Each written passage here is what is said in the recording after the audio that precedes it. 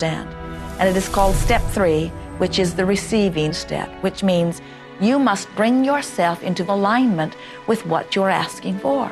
When you're in alignment with what you want, you feel wonderful. That's what enthusiasm is. That's what joy is. That's what appreciation is. That's what that feeling of passion is. But when you are feeling despair or fear or anger, those are strong indicators that you are not right now in alignment with what you're asking for.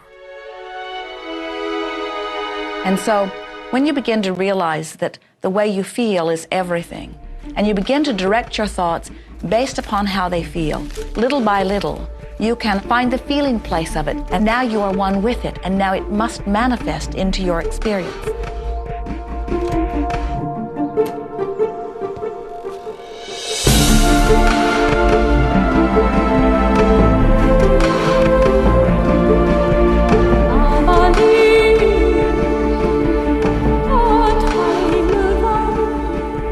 And when you turn that fantasy into a fact, you're in the position to build bigger and better fantasies. And that, my friend, is the creative process. So the law of attraction, the study and practice of the law of attraction is just figuring out what will help you generate the feelings of having it now. Go test drive that car. Go shop for that home. Get in the house. Do whatever you have to do to generate the feelings of having it now and remember them. Whatever you can do to do that will help you to literally attract it. It could be you wake up and it's just there, it's manifest. Or you might get some inspired idea of some action to take. You certainly shouldn't be going, well, I could do it this way, but man, I would hate that, because you're not on the right track if that's the case. Action will sometimes be required, but if you're really doing it in line with what the universe is trying to deliver, it's going to feel joyous, you're going to feel so alive, time will just stop, you could do it all day. The universe likes speed. Don't delay, don't second guess, don't doubt. When the opportunity's there, when the impulse is there, when the intuitive nudge from within is there, act. That's your job. And that's all you have to do. You will attract everything that you require. If it's money you need, you'll attract it. If it's people you need, you'll attract it. If it's a certain book you need, you'll attract it. You've got to pay attention to what you're attracted to. Because as you hold images of what you want, you're going to be attracted to things and they're going to be attracted to you. But it literally moves into physical reality with and through you. And it does that by law. You can start with nothing. And out of nothing, and out of no way, a way will be made. Think of this, a car driving through the night, the headlights only go 100 to 200 feet forward, and you can make it all the way from California to New York driving through the dark because all you have to see is the next 200 feet. And that's how life tends to unfold before us. And if we just trust that the next 200 feet will unfold after that, the next 200 feet will unfold after that, your life will keep unfolding and it will eventually get you to the destination of whatever it is you truly want because you want it.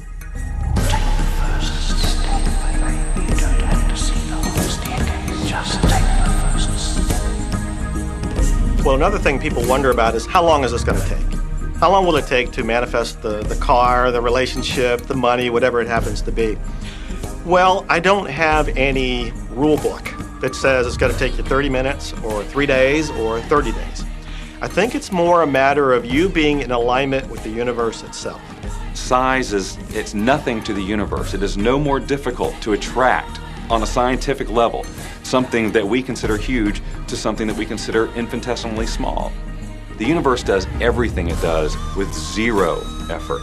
Grass doesn't strain to grow. It's effortless. It's just this great design. It's all about what's going on up here. It's about what we put in place, saying this is big, it's going to take some time. This is small, oh, I'll give it an hour. You know, those are our rules that we define.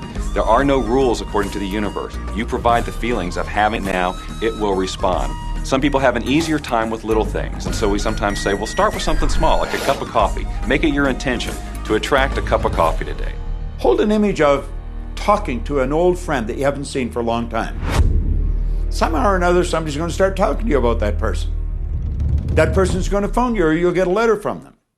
People are amazed how that I line up car parks, and I've done this right from when I first understood the secret.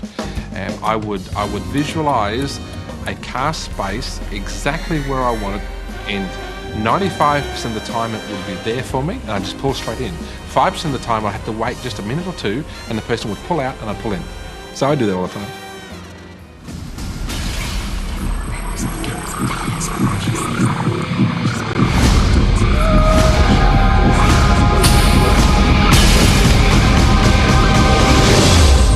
A lot of people feel stuck or in prison or confined by their current circumstances. And I'm trying to point out that whatever your circumstances right now, that is only your current reality. And current reality will begin to change as a result of watching this and beginning to use the secret. But sometimes it feels like you're stuck because you continue to think the same thoughts over and over again. And so you tend to get the same results over and over again. And the reason is because most people offer the majority of their thought in response to what they are observing. You see, if you're just looking at what is, then you're just thinking about what is. And when you think about what is, law of attraction gives you more of it. And then if you just observe what is, then you're just thinking about what is. And law of attraction gives you more of what is. And then if you just observe what, we've been over this, haven't we? You have to find a way that you are approaching what is through a different vantage point. Most people look at their current state of affairs and they say, this is who I am. That's not who you are. That's who you were. You see, if you look at your current state of affairs right now, let's say, for instance, that you don't have a lot of money in your bank account, or you don't have the relationship that you want, or your health and fitness isn't up to par.